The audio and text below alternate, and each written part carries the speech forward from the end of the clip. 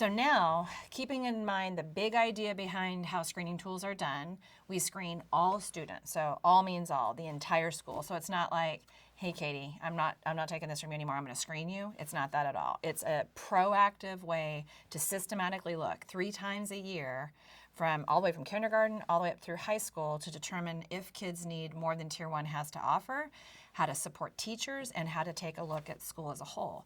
So we want to first start now by kind of walking you through quickly some ways you can use these screening data. The first way we encourage you to look at it is by just looking at your school as a whole. So when I show you screening data, for this particular school, they completed the Social Skills Improvement System Performance Screening Guide, which was developed by Frank Gresham and Steve Elliott.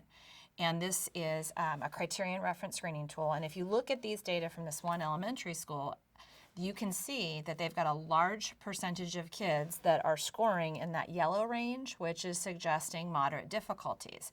This information is super helpful because our first line of defense here is not to start connecting all those kids to Tier 2 support.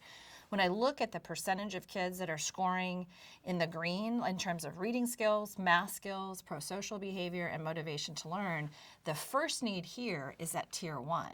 And so that's exactly what this very stellar principal did, is she began to focus on what does my school need in terms of Tier 1. So the goal would be to build the percentage of kids that are scoring in that Tier 1 level up to about 80%. So that suggestion needs to focus on Tier 1. Whereas the data from the middle school, Tier 1 is looking in pretty good shape. And again, this can't be the only thing I look at to make that statement. I would also look at treatment integrity data to see what elements of Tier 1 are in place. But this is my starting point. So as you're writing school improvement plans and setting goals for the school, you want to have really defined, accurate information of how kids are doing in terms of social and behavioral performance.